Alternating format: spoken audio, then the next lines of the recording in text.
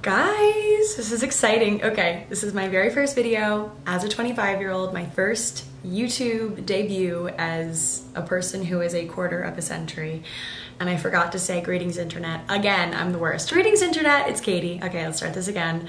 How are you? Hi, it's been a hot second, as it always seems to be these days because I cannot stick to an upload schedule. I was watching a bunch of my old videos recently and I noticed I was so good about my upload schedule. I was always like, yeah, every Friday, HelloKaty Fridays, I'm gonna post. And in recent years, I have been like nosediving off a cliff. Very much drop of a hat, very random, very sporadic, but thank you for sticking with me. And yeah, today I'm going to crack my heart open and share a lot of things with you guys, like a heart spill, so to speak. I have a lot to share, a lot of things that I have been working on kind of in private, and I want to share today, which is gonna take some serious guts on my part. So luckily, I'm sitting here in a nice comfy chair. I got my ambiance going behind me. I'm feeling cozy, I'm feeling ready to talk to you guys about some things that have been on my heart recently, some things that even the closest people to me don't know about what I've been going through recently, because I am really good at putting up a front, like everything is great and fine and dandy and rainbows and butterflies. Truth be told, it has not been like that. As you guys know, I made the move out here to LA a few months ago, so it's been, I guess, when did I move out here? August, September, October, so like almost 4 months now I've been living on the West Coast. Throwing myself into a different environment really taught me a lot. First of all, it taught me that leaving New York would not solve my problems because they followed me here. And it also taught me that I am brave enough to live in a different environment. So it taught me a few different things. It's like, you know, several fold of an ordeal with what I've learned about myself. But top of line is that I had a lot of things that I was dealing with in New York that I thought moving out of New York would solve. Lo and behold, running from your problems doesn't necessarily do anything.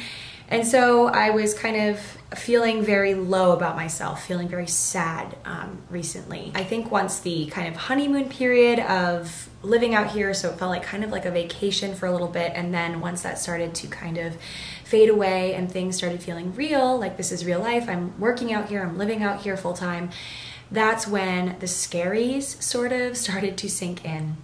You guys know what the scaries feel like probably. It's like you just feel like the world is crashing down around you. You feel like you're wasting your time. You feel like you don't know if you're even happy. It's really hard to figure out if you're happy. It shouldn't be that hard to figure it out in normal circumstances. But when you're having a scaries, anxious moment, it feels like the world is just crashing around you. And so I was feeling that more than what was normal.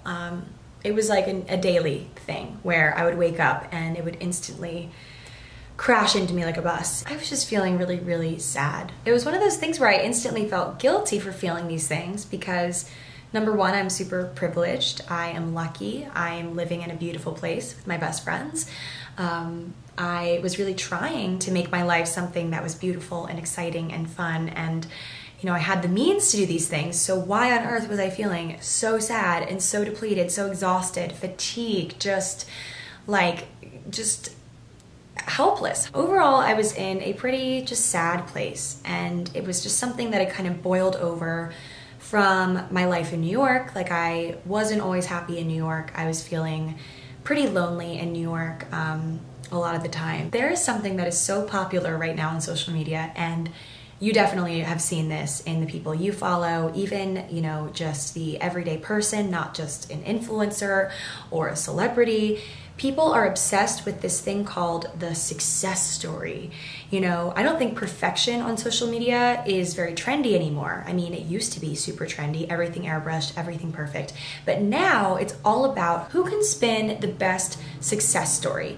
Like, here I was struggling, you know, at war with myself, obsessing over my body, blah, blah, blah. And here is how I overcame it. Like, that is the golden ticket right now to having a good social media presence. It's like, let me have this amazing whirlwind success story to share. And people love sharing, like, you know, here I was in my darkest and now I'm so happy and now I'm so perfect and here's how I did this. Or I'm not perfect, but you know, I feel better now and here's how I achieved this massive success. If you guys have followed me for a while, you've known I have opened up about quite a few of my childhood traumas, just things that have happened. I was pretty aggressively bullied in high school and middle school. Elementary school, there's been some things here and there where I was just not extremely confident in myself, very, very shy. There's just a lot of stuff from my childhood that I honestly haven't even shared with you guys that has definitely made a huge impact on how I react to things, who I am today, in a not so great way. And I just chose to ignore all of those things because it's not fun to think about it. And so I painted my life into one beautiful, perfect little success story of how I came home to myself and I'm honoring the child inside of me and all the pretty things that all the books say that you're supposed to do. And that has been that. And you can only pretend for so long that everything's okay. You can only snap yourself out of something so many times. And it's one of those things where I developed a really nasty habit of spiraling and, you know, kind of coaching myself out of it, but not really getting to the root of why I was spiraling. This is such a weird analogy for me to think of, but I was painting my toes the other day, like giving myself a pedicure, and we were out of nail polish remover, and I had painted my nails with one red nail polish before my toes, and it was like kind of chipping in places, so I decided to take that same red nail polish and just paint completely over the kind of uneven chipped parts of my nails.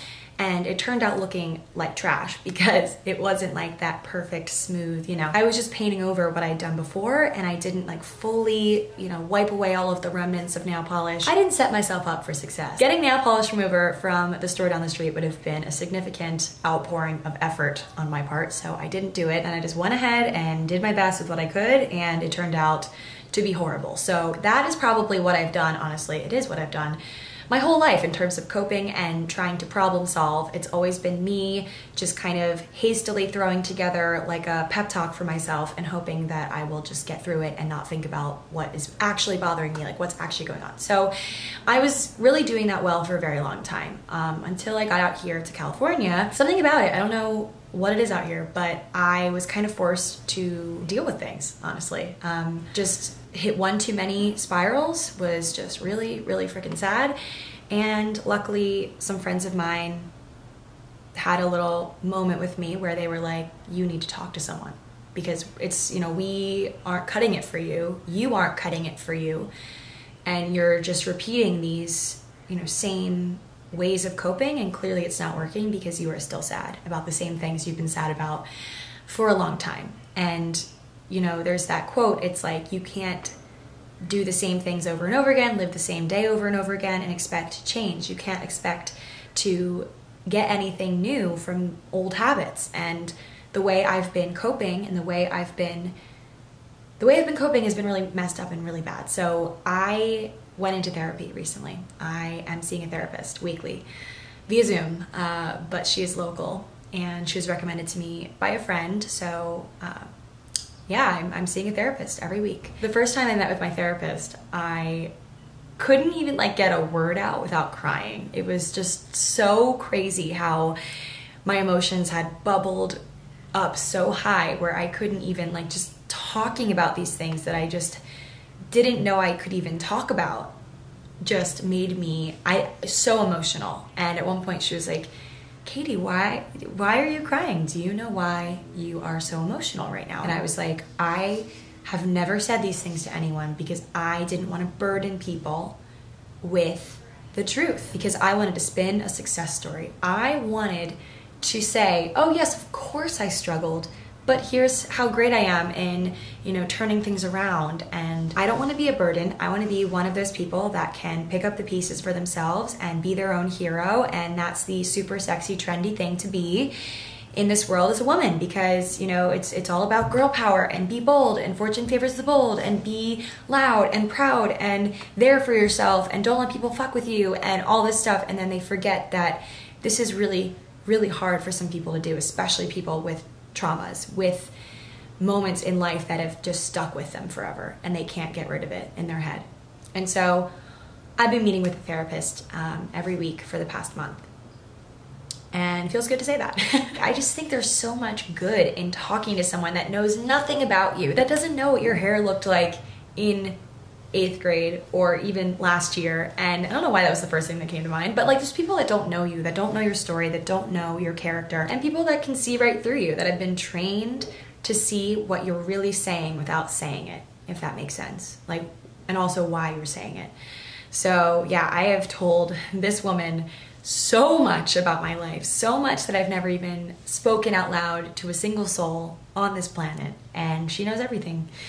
And for that reason, I'm not telling you guys her name. I'm just kidding. I hold other people's opinions of me to such a high standard, and I've never been able to really kick it because I was also raised to have manners and to put people before me. And I was reading about this in my book Untamed by Glennon Doyle. I love that book. I've talked about it a lot on my podcast. Girls are taught to be kind of selfless, be the person that puts others first, leave the house, better than when you came, like make it cleaner than when you arrived, always hug your relatives. That was kind of good manners. It is good manners, I suppose, to a certain extent, but like, when does good manners, what is the gray area between when good manners end and completely neglecting yourself begins? Like, there is a very fine line there. And I, for so long, have been completely neglecting my own needs. Hence why it's taken me so long to talk to a therapist. I've definitely just thought that it was kind of a selfish thing to do. And the thing is, I'm not even gonna sit here and paint this as a success story, because it's not, okay? I wanna be clear about that, because I'm still not fixed. I'm still not fully in the know, clued in to why I am the way I am.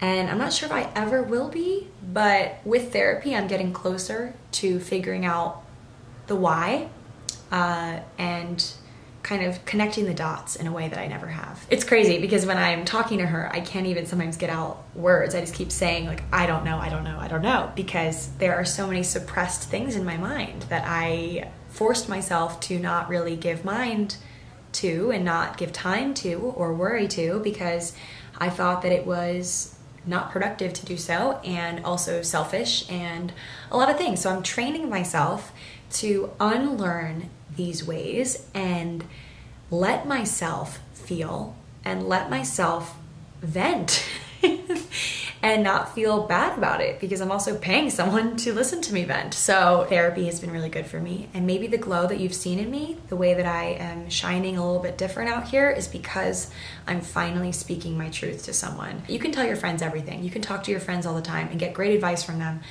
But to some extent, your friends are always going to be biased, and I say this because like I know that I'm biased when I'm giving them advice as well, because I don't want to lose them as a friend. I feel that I know them better than other people. Like, it's just, there's all these biases involved. And when you talk to a therapist, there is minimal bias, because of course everyone carries a bias, but your friends will carry more of a bias than a random stranger with a PhD. So they also have a lot of learnings about the psychology behind it. And you guys know how much I love psychology, so I've definitely been grilling her a lot about that, and like why my brain is the way it is. And a pretty big piece of learnings that I've gotten from therapy is that your mind tends to invent problems that don't exist.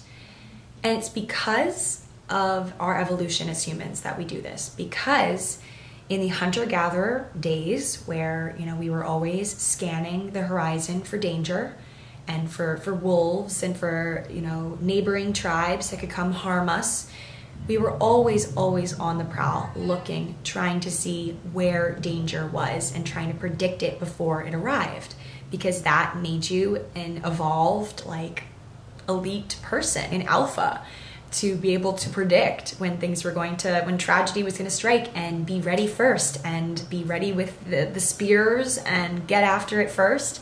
And so our brains are trying to do that. They're trying to make us ahead of the game and put us in a position where we can anticipate problems. But in doing that, it kind of makes us go crazy inside, because we are constantly thinking that something is wrong when it isn't, and the alarm bells are always sounding in our heads even when there's no problems.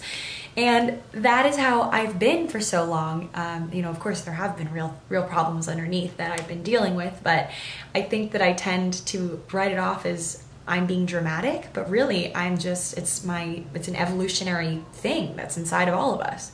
And so I'm not being dramatic. I am just acting upon instinct of how humans have always been. It's really stuck with me. There's certain things that she says, my therapist says, that I'm like, wow, I'm not crazy. And the first time that I really realized, like, wow, I am not crazy, I cried. I full on waterworks, tears, like have never really cried in front of a person like this, another person, even virtually. And I was like, wow, it just feels so good to know that I'm not crazy. I just wanted to share this with you guys. I don't think that there needs to be necessarily a reason for me to share it. I just wanted to share it. I want the stigma of therapy to be lifted. I don't want there to be such a stigma anymore because it really scares people out of getting some help that they so desperately probably need. I think I owe it to myself, I think we all owe it to ourselves, to find the truth and get to the bottom of what is hurting our souls and what is holding us back. Because a lot of times it is something that we forgot happened, we suppressed, or that was a big deal, but we are like, oh, it's not a big deal. You know, it's not a big deal. And, you know, it's something that needs to be addressed.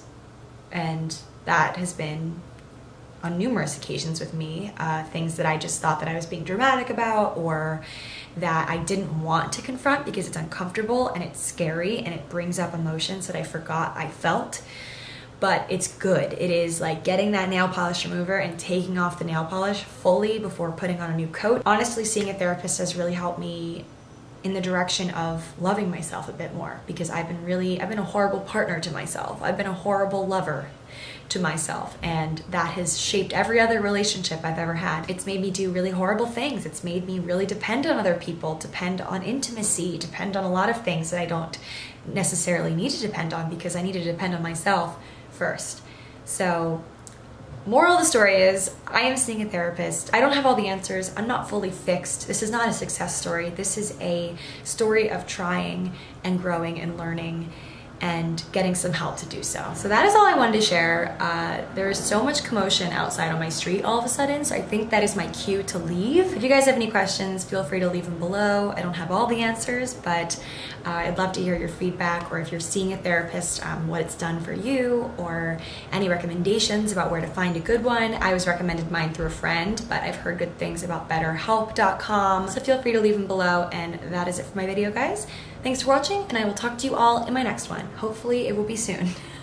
Bye.